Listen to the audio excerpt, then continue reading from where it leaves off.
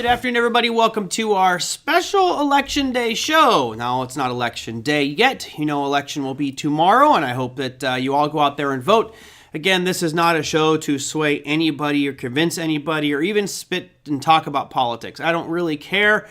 I hope that what happens tomorrow, election-wise, at least the United States, is peaceful about it. We can move forward and go on. Now, what I want to do today is set a couple of pieces of groundwork. Number one, I will not be able to do a show tomorrow. I have to record all day in studio, so my apologies for everybody. I won't be able to record tomorrow or do a show for you tomorrow, but we'll come back on Wednesday with hopefully the outlook and the results of our election, and we can move on from there. The second one is, as you guys know, my guest, Dr. Larry Jacobson, is going to be playing the counterpart here. And we are each going to represent one of the presidential candidates. Someone's going to be Trump. Someone is going to be Harris. Now, we will, we'll represent them the best that we can to our abilities here. But what I decided to do today was, what I don't want is a bunch of hatred and, oh, this candidate sucks and I hate her for this reason and that reason. I don't care, right? Bottom line is we know that whoever is elected for president, whether it is Trump or Harris, there will be some good that comes out of it, and there will be some bad that comes out of it. Doesn't matter. There will be some bad. I'm not going to focus on the bad stuff today, all right? And I know there's a lot of it, but I don't care. I'd rather we approach this election like we should approach our lives and focus on the good stuff and let that bad stuff go by the wayside and try to do things the right way and make ourselves stronger. So I'm going to focus on all the positive aspects on where we might see opportunities for these candidates. And again, we have not predetermined who is going to represent who yet. But that said, let me bring up my guest for, I think I had the graphic up here, for the 2024 election special, Vote with Dr. Larry Jacobson. Dr. Larry, how you doing, my friend? Awesome, Merlin. Well, it's our third election show together. It's hard to believe we've been doing this now. Wow. So that means over 10 years, you and I have been involved in having a show that, like you mentioned, of being positive and just saying, if either candidate were to win, what impact will it have on the economy or other sectors? And then drilling that down into maybe some stocks to take a look at. Yeah. So I like keeping it high level, like you said, and just being able to go ahead and having a fun show and seeing what if, and giving our listeners an opportunity to say maybe some of the stocks we could look into. Yeah. And, just for the viewers' understanding here, Larry and I, we've been recording all weekend, actually, and not at any point during that weekend or even today when we went to lunch did we say, I'm voting for so-and-so. And I think Larry and I understand it. It doesn't matter. Larry knows I'm never going to ask him who he votes for. That's his business. He's not going to ask me because he knows that's my business, and I'm not going to push that on anybody. So we will go into this as a total mystery of who we're going to be voting for. But all in all, we're going to go out and vote. That's for damn sure. So let's do this. I'm going to go over here to this coin flipper. And this is just so you guys know, we didn't pre-record this or have, or maybe that's an omen. Maybe that was a bad omen there. I don't know what happened. Maybe that's an omen. Maybe that was a bad omen there. I don't know what happened there. Okay, now I hear you. All of a sudden you dropped out. I'm like, what happened? Yeah, that was kind of bizarre. I'm not sure what happened there. Sorry about that one. My whole thing just skipped and dropped here. So my apologies. Like I said, maybe this is a bad omen for the election at our show today. Not sure why that happened. My apologies. Election at our show today.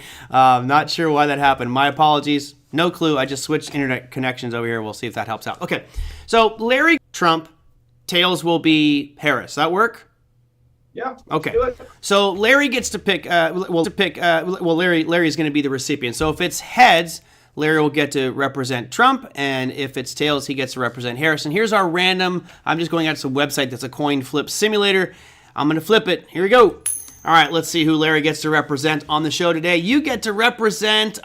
Tails. You get Harris. Okay. So you get to represent Harris in all this. I will be representing Trump. And again, the main thing we're looking for here is not, I hate this candidate or I don't like them or I love them, whatever. Its bottom line is what market segments might benefit most under this individual's administration based off what we hear, based off the actions, and maybe historical background from them. So, Larry, I'm going to let you start. And as we do this, I'm going to build out a little table here for everybody just so we can kind of write out what are some of the key areas that you think would be beneficial. And I'll be honest, I may sprinkle on a couple little ideas as well in a segment if you go down that rabbit hole. So we'll both do that. So, okay, so you want me to start off with what sectors? Let's start with what area do you think Harris would probably have the biggest economic, like stock, something that we could trade, a tradable event that she's in her administration is going to do something that we say that's something that we can play. There's opportunity there. Okay, I think we can look at healthcare. Okay. I think there's going to be some stocks that I've been kind of looking at if that goes that way. I think also we're probably going to see. Well, hold up. Let's dive into healthcare. Let's start one by. Let's do one by one. So, you got it. With healthcare, obviously there's a lot of changes. We know some of the, going after the drug prices and things like that. What areas in healthcare? What might be some of the symbols or opportunities in the healthcare sector that you think could benefit under Harris? Okay, so I think under Harris, UNH would be a symbol for healthcare, Yep. United Healthcare. I think that we would see potentially a bigger enrollment into public health programs. I think that they're going to look at maybe kind of loosening some of the enrollment things there so people can get more services. I think teledoc is going to be big too. I think we're going to see a use of a lot more services for more telehealth care where people can get more coverage, maybe broader coverage. And so instead of having to go into a physical office, I can see people doing more telehealth care. And while you're there, I've got the chart of Teladoc up here just so everyone can look at this one. This would probably be very happy to get some sort of bump because this looks like it's just been falling off. This is like the south slope of Everest on this chart. I mean, back in February of 2021, the price of Teladoc was almost $300 per share, and now it's sitting at $8. So they could use a little breath of fresh air, some life into this one. So TDOC was one of them. Yep. I think another one that might benefit is CERN, C-E-R-N, Cerner Corp. They're basically healthcare providers. I think they'll adopt more digital solutions to improve the efficacy as well as patient care. What was the ticker symbol on that one? C-E-R-N. Oh, burn. No, CERN. Charlie, Edward, Robert, Nancy. Huh. Okay. It's not coming up as a stock. It may not. It might be more of a international stock. Okay. Yep. I thought it was international. And the other one, believe it or not, I think could be beneficial is Amgen and Gilead Sciences. I think, like you mentioned, more generic pricing as well as supporting more R&D.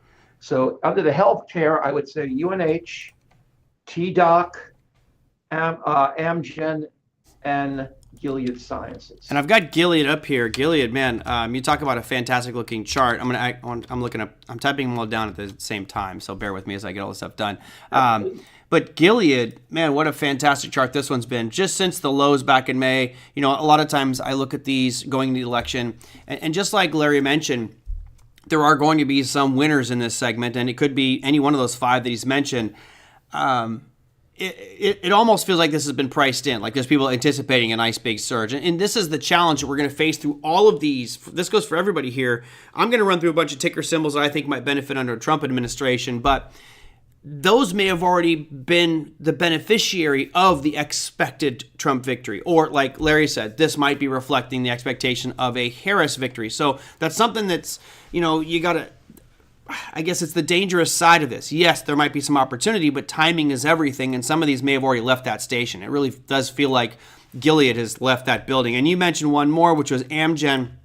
Let's go AMGN, which has also been on a pretty nice run since really 2021, late 2021, although the percentage gain isn't as big. But man, this chart trajectory looks absolutely fantastic for Amgen. I have to switch this over to a weekly just to look at the longer term time frame here, Larry. Wow. If you go to monthly, it actually started to pop pretty much after the 2020 election. Well, I mean, this thing's been pretty much. It's funny because I'm looking over in the hard red edge here, and you just have to laugh sometimes when you look at split adjusted securities. Like going back to 1984, split adjusted Amgen was 8 cents.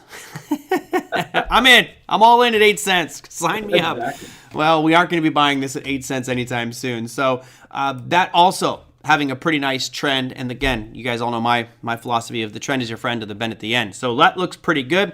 I will bring this up here for the viewers at home. Let's go like that. So there is areas of benefit number one. As Larry pointed out, he thinks under Harris, you'll have healthcare be one of the big benefactors here. United Health Group, Teladoc, CERN, Guild, and Amgen, just to name a few. And I would put in Humana in there as well. HUM, I think, might be a good one. Well, you know what? I would tell you, I think Humana, I kind of looked at it doing much better under Trump. Okay. Because I think due to the fact there'd be fewer government mandates, that's where I can see Humana really coming into play, All right. So even more than under to Harris. that Yeah, sense, then, based off that comment, then you feel that there's going to be some pretty good benefits for healthcare under Trump as well. absolutely. But they'll be different in nature. But I would say that we're going to start to see a lot more what I would consider animation coming in terms of really looking at scientific discovery. So again, I'll let you come up with your list, and we can add certain things that you might have had prepared in case you got a Harris, and I can give you a couple that maybe we can add to make it a little bit more rounded if you want. No, it's good. I did have healthcare. I did have healthcare as being a big one, and those names were definitely some of the ones that I had mentioned. I think that the big change here would be that under Harris, the Affordable Care Act would stick around, and that would get continued on.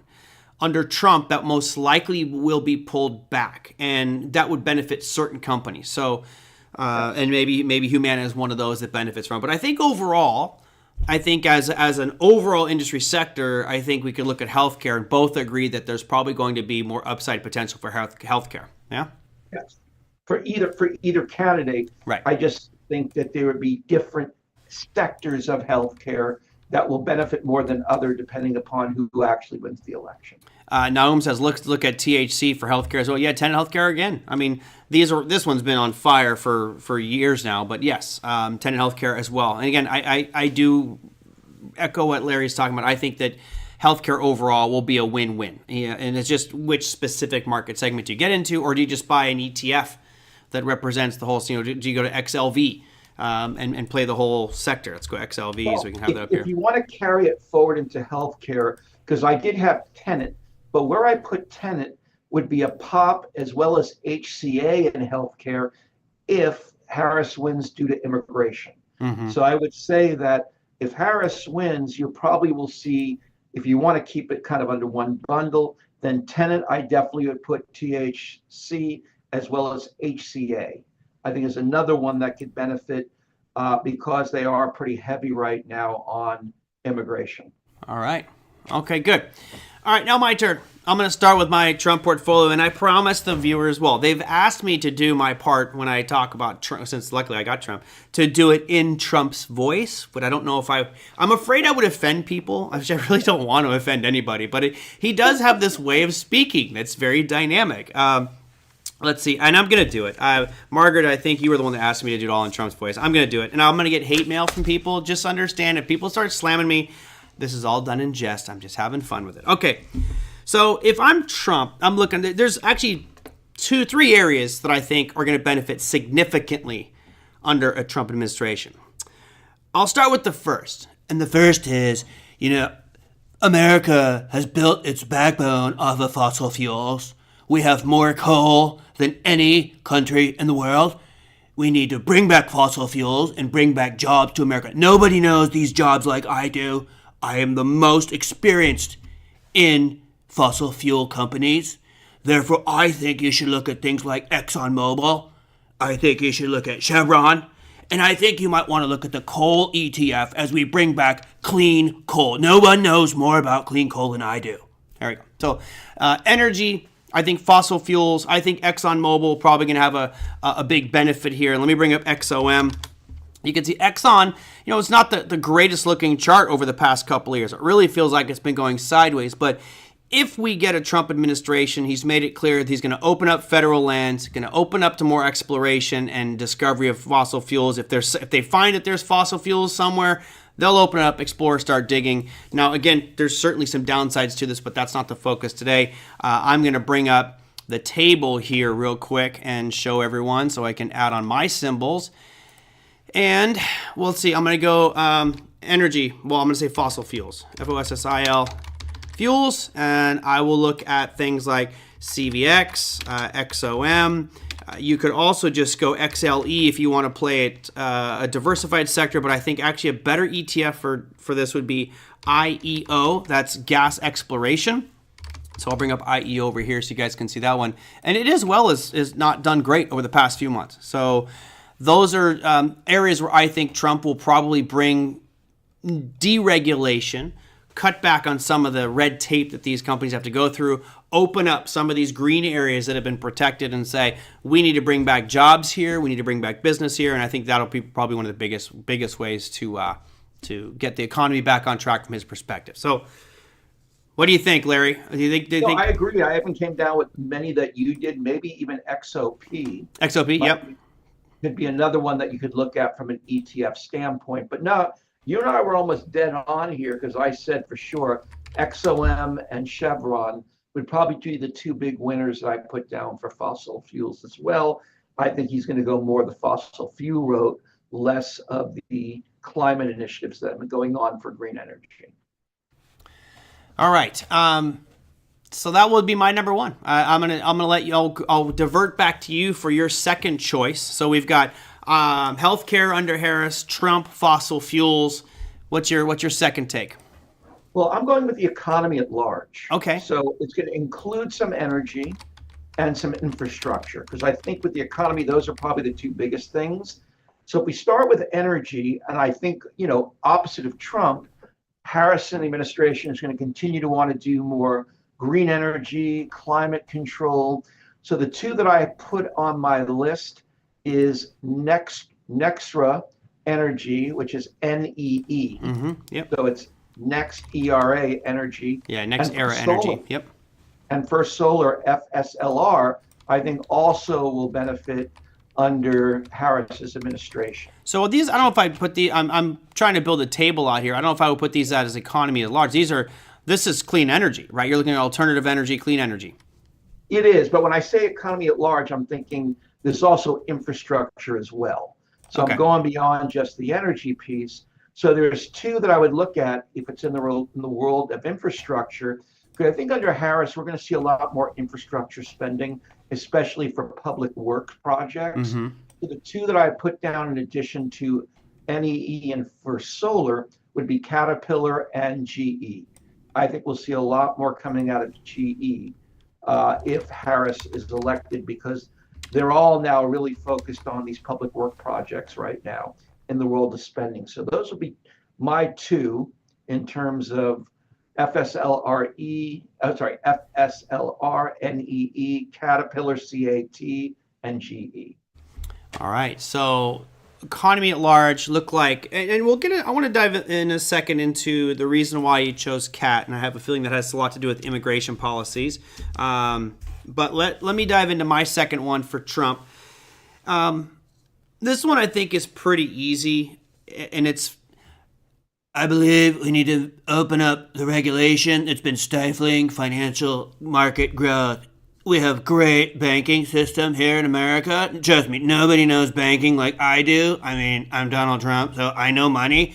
And our banks are handcuffed today. They can't do what they need to do to make America great again. And I'm going to change that. I want to remove the regulations on all banking. Let them do what they need to do. So, what does that mean? I think you're looking at JP Morgan, Wells Fargo, Bank of America as retail banks. I think some of the regulations, what they can and cannot do, will be loosened. The second side of that is, I think because of his policies overall, which will be lowering corporate taxes, that should fuel economic growth, and therefore your merger and acquisition deals should start to increase, which means companies that benefit from merger and acquisition, you're talking Morgan Stanley, Goldman Sachs as two of the big ones, those businesses should do rather well. So I say financials as an overall umbrella, but really kind of that retail segment and also going into merger and acquisition. So that would be my second one. And that impersonation was way worse than the first one. I'll stop while I'm ahead. Well, I'll tell you, I came up very similar with you. I had JP Morgan and I have Goldman Sachs as probably the two biggest beneficiaries of this going down under the Trump administration.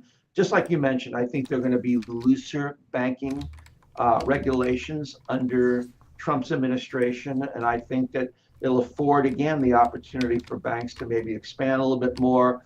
But again, does that open up the door for maybe more issues like we've had in the past as well? So I always get nervous when it comes to the financial sector and allowing them to open the window too much, because someone still has to regulate them. because they just can't do it on their own, as we saw back in 2008. So it's a positive thing. So I think I completely agree with what you put down there. And I even added under Trump, you might want to look at manufacturing. I Hold on. think due to the Hey, tariffs. hey, hey! Stay in your lane, buddy. You're Harris. Get No, get all right, get I'll get out of stay my ahead. road, Larry. You're exactly right. I thought you were asking my opinion. Go No, for it. not yet. We're two and two, and I think we've got a pretty good list of securities here. Let me bring up some of these financials for everybody just so you can see. Since I'll go through the retail banks, and they have been doing fantastic for quite some time. Here's Bank of America off those lows we saw back in October of 2023. It's been a pretty phenomenal run. I mean, you're close to 100% gain for Bank of America. JP Morgan, I mean, what's not to love about a chart that looks like this? At the same time that Bank of America was down at those lows, JP Morgan's at 130, and here we are at 219. So great moves up. Wells Fargo, I have on the list just because major retail bank, but they've had their issues, even though prices continued to go up. Back in that same window of time, they were at $38, and now it's 63. So banks are doing great. Then there's the old government Sachs, GS, Goldman Sachs. You look back in 2023, they were down at 290. We're at 511. So all of these guys have done very well. The question I have is, even with my optimism here, that they're going to benefit under a Trump administration from lax tax, corporate taxes, and just expansion, are we late? That's a question I'm going to have to answer when I start to build these things out for myself. But we shall see. I think that those major firms will do rather well. All right. I got one. You got one more? Yeah, I looked at immigration as a whole. Oh, okay. So let's just talk about immigration, because there will be some sectors that will benefit from Harris basically keeping the immigration policies. Obviously, I think they will tighten some, but I think it still kind of leans more toward Harris. I think companies that I think could benefit, believe it or not, Dole Foods, What? DOLE, would actually benefit because it's very immigration heavy. So a lot of the employees working at Dole, the pickers, the people who are in the fields, are immigrants. So I think Dole Foods will continue to do very well. Based off that comment, would that kind of lead to any manual agricultural harvesting type of stuff? Is that kind of the angle? Absolutely. I'm stereotyping. I apologize, but I live out in California where it does, but I mean, with the lack of the labor, it would have to be more on the automation side of, like I mentioned earlier, I could see that Caterpillar would have to step up because lack of labor would have to be taken over by machinery. So I think you've got companies out there that are out there trying to already create product or services that can manage if there was a reduced labor force. So that's why Dole, I think, is a beneficiary if that were to happen. Well, Dole has been doing pretty damn good as well. I mean, that same window of time, we saw these banking stocks move up, like 80, 90%. Dole's up over 100%. So, yeah. I mean, the whole market is just really vaulted to the upside. Yeah, the other two I would say is that I look at is one is going to be hospitality. So I think the two that will benefit the most is Marriott and Hilton.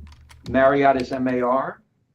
Hilton is H. I always forget the Hilton one. HLT. Hilton? Thank you, HLT. So I think Hilton and Marriott will benefit because they do use a lot of labor to help immigration labor. And we saw that. I mean, if you traveled around COVID, especially after COVID, it was an issue.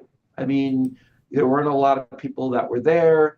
They had to cut back on services. I remember when I first checked into a hotel right in the midst of COVID, when it was clear to, they were like, we may not be able to clean your room once during the week, or we can't really have our restaurants open right now because we don't have anybody to cook the food. So it's just interesting when I was traveling during that time frame that it does have an impact when there's not physical people there. Yeah, I'm not. I said I didn't want to be negative on this one, and I'm not trying to be negative, but I wonder what your take is on this one. So I think based off your immigration hospitality play here, which was Dole for immigration, Marriott and HLT for hospitality, those are bullish plays.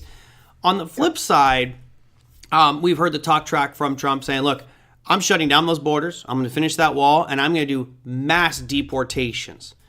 Now, if that were to happen, then in your eyes, would the Dole, the Marriott, and the Hilton be short plays based off that? Would you look the opposite way there? Definitely Dole. Definitely Dole. And I think we might see a little bit of pain in Marriott and Hilton as well, because if there are tighter immigration laws, what that's going to impact is going to be the staff that they need to hire, and are there going to be people to step in to do those jobs?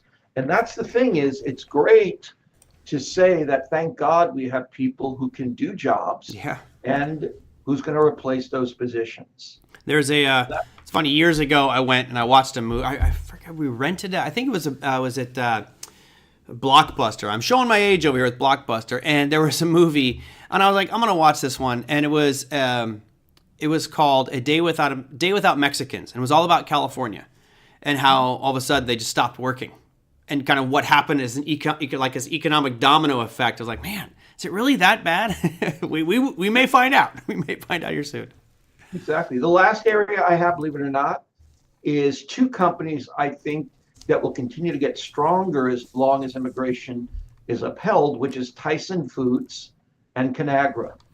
So Tyson's Food obviously is TSN, and then you have Conagra, which is CAG. Conagra brand, I think so. That kind of rounds out my immigration of companies I think could do well. I already mentioned THC and HCA, which is also on my list, kind of associated with immigration. So I think the flip side is, if immigration is not going to be upheld, or it's going to be changed or become more strict, then the same thing could be said, as you mentioned. These companies might be shorting opportunities right now until they can figure out how to make up for those type of things. Yeah, and I think that's an interesting point. You know, if we look at the names that you have brought up here, all of these have the potential to be bullish or bearish, right? If all of a sudden administration comes up that's counter those, and those industries are under pressure, then there might be some downside move there. So here's the list so far. You guys can see I've got Larry's way ahead with the Harris schedule here. Economy at large.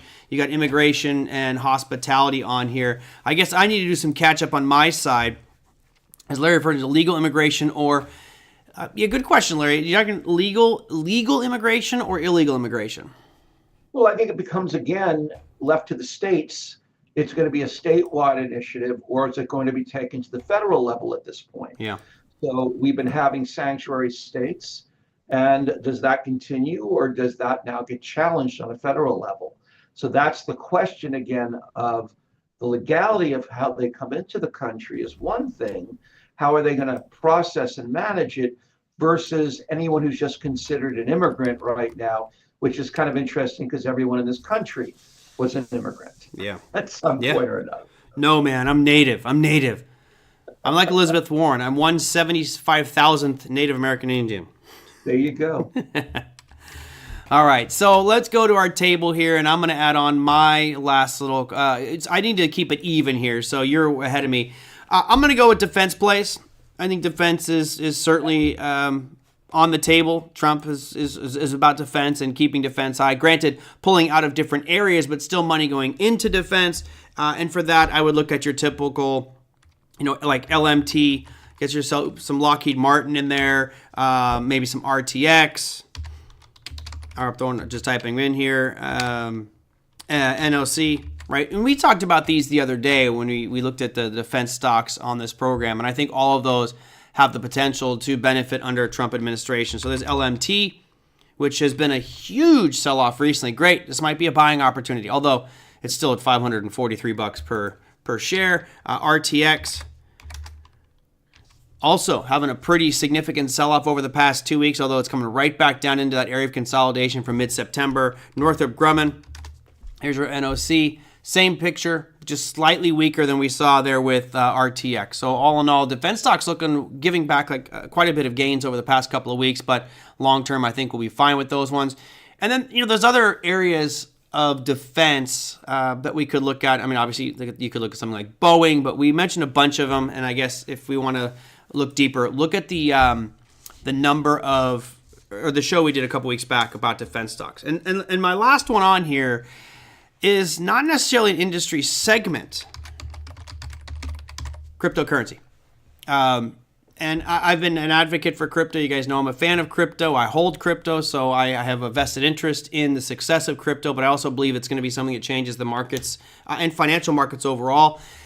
Trump has been very clear, particularly day one. He said all these different things that he's going to do and how he's going to move the U.S. Marshal Service Bitcoin over to the Treasury Department for a strategic reserve for the U.S. He's going to get rid of Gary Gensler and put in somebody more favorable towards cryptocurrency and digital assets. He said he's pro-Bitcoin. He wants all Bitcoin to be mined or made in America, which is a silly thing to say. But it does mean he's looking at those mining stocks. So what could we look at? You can look at things like Mara. There's your Marathon, which has not been doing that well. You have Riot Blockchain. You've got Hut 8 also. Could be a big benefactor here. And why?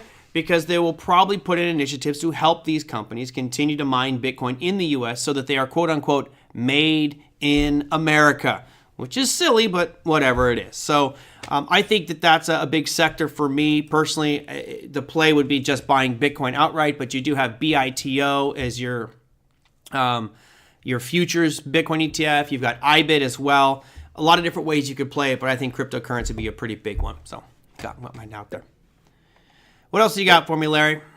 I would actually, since you went the Bitcoin route, I think that one of the things we'll see under maybe the Harris administration is some more advancement in tech.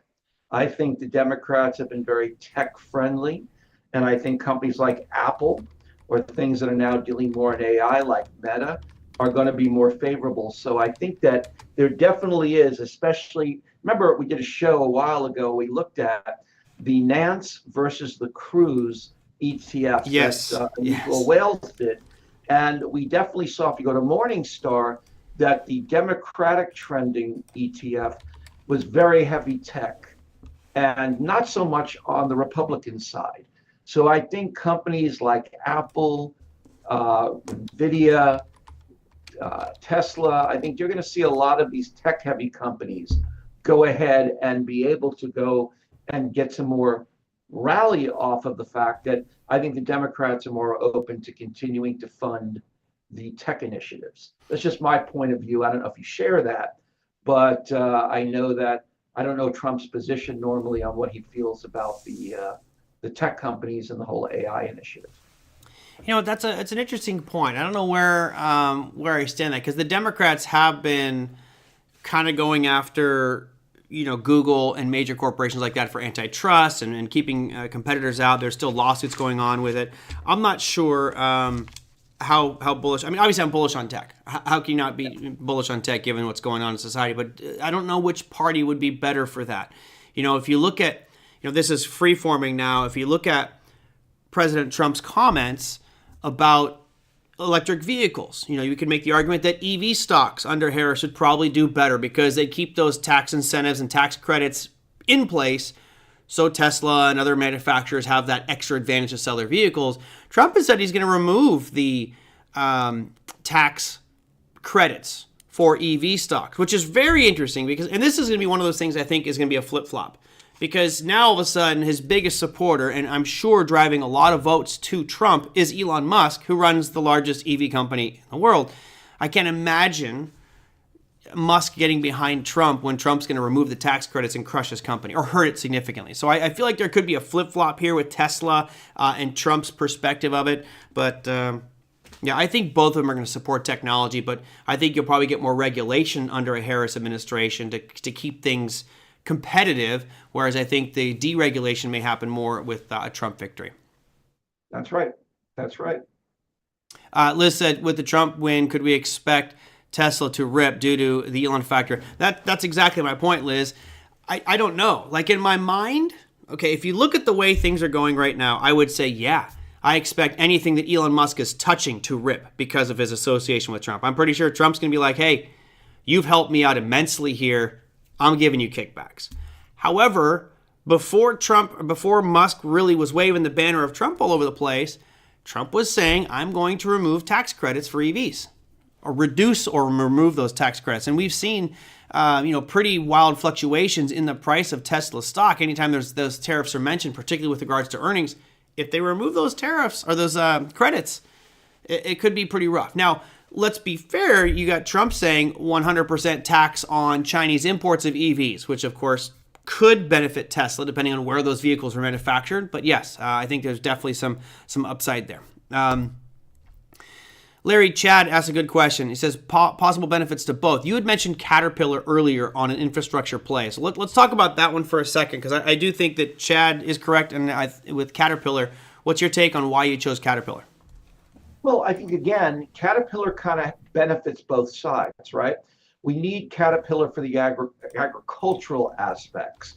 So I think if they're creating more programs for worker programs, then it involves infrastructure. We talked about this, and I know you kind of laughed when I brought it up a couple of weeks ago when I was on the show, and I said, bridges are falling apart. And I told you the next day there was an article about a bridge collapsing again. And I think that, they would be using a lot more people to rebuild up infrastructure. So clearly Caterpillar benefits. I think the other company that can benefit beyond Caterpillar, like I mentioned, was GE, because I think GE has a lot of products that would also benefit if they decided to do more public work projects. Now, also, it could be profitable if they do pull back on immigration, because these products are going to have to now create ways of being more efficient using robotics than they would necessarily be doing with human beings. So again, I think Caterpillar's in a position to win either way, based around the immigration issue, because of the fact that we still need to fix things, still things need to be happening from an agricultural standpoint. So if it can't be done with bodies, it has to be done with technology. And that's why I believe that Caterpillar could be one of those companies in there, maybe John Deere. I don't know how much they compete head on with Caterpillar, but I would say that those two really kind of stand out to me. And that's why I chose to put Caterpillar on the list, as well as GE products. Well, it took off back in the previous election. I mean, it really did start to rip back in 2020 and 2021. That's for John Deere. If you look at Caterpillar, similar. And of course, we had the whole infrastructure deal and infrastructure stuff going on. So that was the big talk track back then. And I agree. I think we're going to continue to build bigger stuff, and we'll need more big earth-moving equipment. So Caterpillar and John Deere are probably a pretty safe bet there.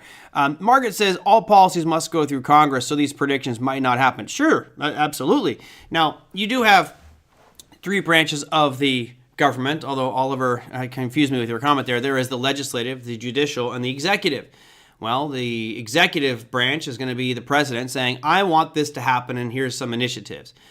Then it's going to go to the legislative. So we'll see if the Senate, House of Representatives can get those things through. Now, it really does depend on who controls those houses, the House and the Senate. And then you have the Supreme Court, which Trump has put in a few key people there, which might be allies should he decide to vote for different things or push different agendas through. So yes, just because we look at this table here that I'm trying to build out for everybody, these are just ideas. These are not by recommendations. It's saying, look, under these administrations, these are definitely some areas that should see some pop, some positive trajectory from a price perspective, because they have been talking points for these candidates over this entire campaign, if not longer. Could any one of these policies get stalled at the Senate? Yeah, sure. Could Congress shoot them down? Yes, absolutely. So that is definitely a big factor in this whole equation, but at least we can start at the top. Well, I guess there shouldn't be a top if it's three-sided and equal, but let's start at the presidency and see what their view is, because clearly they will be persuading and trying to push through these initiatives to benefit these market segments. And I think it's a fairly good representation. I would agree with you, Larry. I like your Harris. I would split this economy at large into industrial growth, or infrastructure, and clean energy. Because when I have fossil fuels at the top here for Trump, which was Chevron, ConocoPhillips, or ExxonMobil, energy, exploration, stuff like that, I think you should have solar on there. I think wind, alternative energies, and maybe even nuclear. I mean, I know it sounds crazy, but the nuclear stocks have been doing absolutely fantastic here lately as well. Yeah, no, I actually said when I first talked about the economy, you did break them down, as I said. I would look at both green energy and I would look at infrastructure. Those, I think, are the two biggest things that we could see coming out of the Harris administration. And you said, like nuclear, they need to come up with another means. But again, where will that stall? And usually we find that if there's a certain party that's in the presidency and it's managed or controlled by the other party in Congress, it's become incredibly difficult to get anything through. Yeah. So the only way we tend to see, and if you think about it, that's how kind of Obamacare got through, was in that first session there. They had a Democratic Congress and legislation, and they had Democratic president. And remember, they worked so hard to get that through because had they not done it in that time frame, it probably would not have gotten through. And since then, they've been trying to figure out how they're going to go ahead, and continue to have these things pushed and go through. Now, there's one other piece we really didn't talk about, which I would say are drug companies.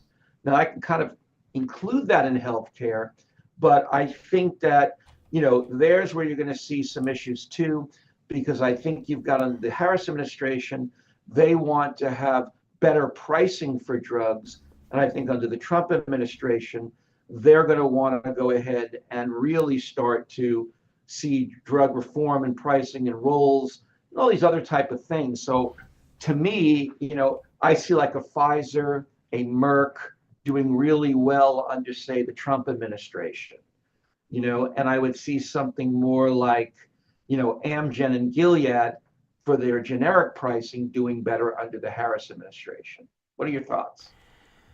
Um, it's a tricky one. I think, you look at some of the healthcare initiatives put out there by the Republicans, which are really let's push down prescription drug prices and attack there. Does that take away from some of the profit margins of these pharmaceutical companies? And I don't know. I don't. You guys know I'm not allowed to trade drug stocks, so I'm kind of I'm out of the loop on updating myself on all the laws and how it's pertaining to drug stocks because I just don't trade them anymore, so I don't care. But there are plenty out there, and I don't know how they're going to be impacted. If Trump gets in office and he does really kind of go after more and more drug companies to reduce their costs, that could hurt the bottom line. Although, I don't know. I don't have a direct answer. I can tell you my feeling about those type of things. Eli Lilly will definitely do better under Trump. I think that Aetna, CVS stock will do better. Yep. And I think I don't have to. I want to make sure I pronounce it right. Centene, CNC Corp, I think will also do better under the Trump administration. So they're definitely going to be based on policies, that dividing line in terms of which companies will benefit, which ones might not. And again, you and I saw this going back to the last election, and then we thought, oh, solar was going to take on a lot bigger role. And Solar Edge had a beautiful pop right at the time around 2021-ish, and then completely sold off. So again, it's one thing to say, well, doing something, it's another thing to actually do it.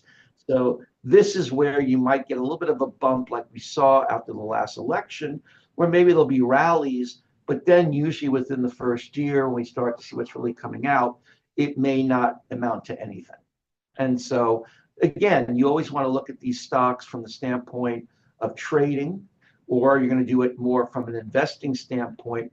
And I would say, having looked at all the stocks, if I were to put my number one bet on something from an investment standpoint, Merlin, the one I like the best, believe it or not, United Healthcare.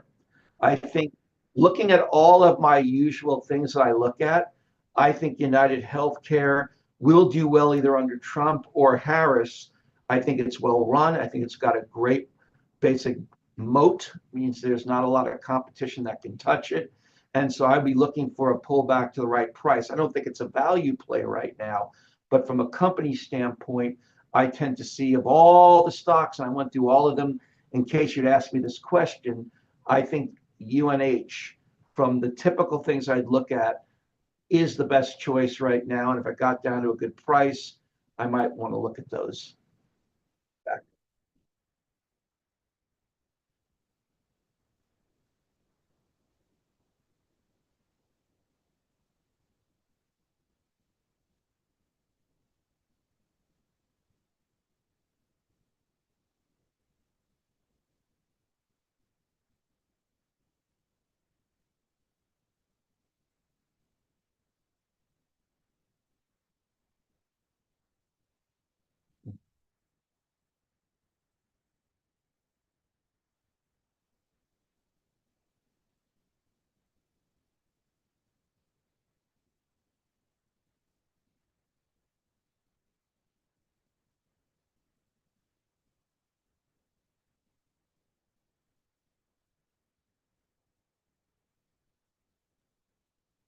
Hey, hey, Merlin, they're saying in the chat that the sound is an issue with the Thank you. It sound. was me. I was typing. Every time I do this to try to protect my viewers from typing sounds, I forget to turn my micro back on. Yeah, good one. It was me. It was me again. Um, looking at this table here. Thank you guys, everybody. Thank you.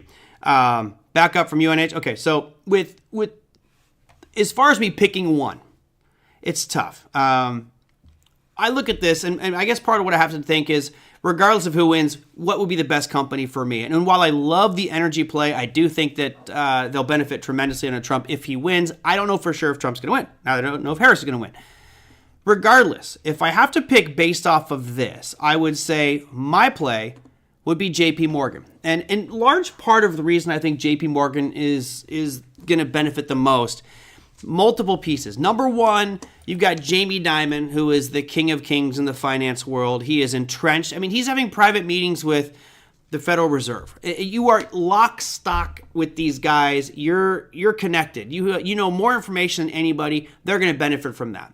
You also have a situation right now where the U.S. government, actually the estimates are that based off of the policies that Trump has been saying he's going to implement, it's going to add $7.5 trillion to the debt in the United States over the next 10 years, which personally I feel is stupid because he's only going to be president for 4 years if he is president, so why give me a 10-year estimate? Anyway, under Harris, they're saying $3.5 trillion. So both are going to spend a lot of money. It looks like Trump will spend more. Again, that's just all an estimate. So I think what that means is the Treasury Department is going to have to sell more and more bonds. Banks typically do well when yields are high like that, and those yields are going to start to move back up. I think JP Morgan would benefit. I think the loose regulations will benefit JP Morgan from a merger acquisition, from profit made off customers and fees, and deregulation. So my number one would be JP Morgan at this point. But I do like your UNH. I think United Healthcare is going to do really well. Well, I will say that we all know how much Jamie Dimon loves crypto, right? You know what? Here's the funny thing, Larry. And most people don't know this. Most people don't know this. But he badmouths Bitcoin and he slams Bitcoin. And there's a reason, is because Bitcoin allows you to be your own bank. You don't need Jamie Dimon anymore, right? You don't need JP Morgan. It's if you dig deep into crypto, you're like, wow, I can do everything myself without all these fees and people telling me yes or no. I can send it anywhere cheaper. However, the hypocritical side of Jamie Dimon is right now, JP Morgan has one of the largest institutional blockchains in effect. They're using this blockchain to connect different banks. To just overnight settlement of money market funds is being done on a blockchain called Onyx, Onyx. And that Onyx is made up of two platforms, Ethereum and Avalanche, which are decentralized cryptocurrency projects. So while he may slam it, they're using those products and services, which is why I think it's important for us to, invest in these projects. If JP Morgan is using Avalanche, you might want to have a little Avalanche in your portfolio. If they're using Ethereum, you might want to have some Ethereum in there. We could talk at length about the pros and cons of each of the different cryptocurrencies, but I think as a beginning level, Bitcoin is probably the way to go. Chio asks what your and my takes are. Look, both candidates are switching to pro. Trump has been heavy pro crypto and pro Bitcoin. Kamala is slightly turning now, because I think she realizes the necessity for it. If you attack crypto, you're going to push away a lot of voters. Yep. One last one here. The cannabis side of things. You look at different administrations, and historically, one side has been anti and the other side has been positive. Honestly, from most of the campaign trail, both of them agree that we need cannabis reform. So I would imagine that this is probably a positive for the overall cannabis sector. What do you think, Larry? It depends to me, because you've got to remember also, if they do legalize it on the federal level, they're still going to allow the states to have some say in it. And there are states, for better or worse, that are in other people's back pockets, so to speak. So as a result, because they're owned by pharmaceutical companies, some of these states, they're never going to legalize marijuana. And the reason is you can't patent Mother Earth. Yeah. So I think they can entice maybe younger voters and some people with the marijuana, but I don't think, or cannabis, but I don't know if we'll see a necessary pop yet, because I don't know, as we look at the maps right now, There's still some states that are just medicinal. Other states are medicinal and recreational, but I don't know if all 50 states are ready to go there right now. So it'll be difficult for me to say, and you and I could go all the way back to Constellation Brands Yeah. that we were talking about years ago, but that really hasn't done a ton more because now they were in the cannabis game. Yeah. So I still think that we're way off from it becoming necessarily, I don't want to compare, but saying where we see tobacco right now, when they were doing Marlboro commercials and all, you'd say like, I need my Walker Meyer for a Camel, all this advertising. Or if we go to the other side of the fence, alcohol. Yeah. So right. It's not yet technically in the realm of being, even though it's legal in some states, people still are kind of a little nervous about it. And so I think it's going to take time for states to come alongside. I think once they do, then I think it could be a game changer, but I don't know how long it's going to take. Unless we go federal, right? If the federal makes it legal, then federal supersedes state. Two other things, man. There's so many. Did I vote early? No, I did not, Margaret. I'm going actually right after the show. I'm going to go and vote. Two other things. I want to wrap it up. I don't want to do an hour show. Dang it. I had a couple really interesting ones. So other areas I think certainly could benefit: steel. And I think this has to deal with tariffs. So I'm going to let you tackle this one first, Chris. Chris asks, can you maybe speak to the tariffs and how that would affect the economy as a whole if Trump wins or loses? So let's talk about the impacts of these tariffs. Remember, we're going to make China pay. We're going to make China pay for this. I know more than anything that China needs to pay for this. So if we levy all these tariffs, and by the way, the steel tariff would be 10% for all imported steel, which is why NUE steel would probably be a good play as well. But what's your take on the tariffs? I think the same way. I think the big issue becomes if he's going to get too aggressive with the tariffs, it will backfire on us as well. At some point, we're very reliant on products until they're being made back in the good old US of A. We still now are going to have to pay more. So don't think that televisions won't go much higher in price, or cars or other things that are pretty dependent on other countries to manufacture on our behalf. If we raise tariffs, then basically we're raising the prices here in the United States on our own consumers as well. It's a tax. It is a total tax. And just like anything else, they're going to be passed on to us, the consumers, because they're not going to be able to take the burden of these tariffs. So that's just my opinion. It's interesting to see and say what you're going to do, but what will that do to the economy if all of a sudden, I remember the days when televisions, I'll give you an example. When I first bought my 15-inch high-def television, 15-inch? My cell phone's bigger than that. I know, but I'm saying at that point, it was a $2,500 television. Now you can't give those away for less than $100 at Costco. So that's the thing, is that as things get to become more expensive, it's going to hit our bottom line as well. So it's not just, we'll push it back on this country. We have to then be willing to take that development and manufacturing in-house so that we're not inadvertently being the recipients of those tariffs. If that makes sense. And for me, guys, my perspective of the tariffs is this.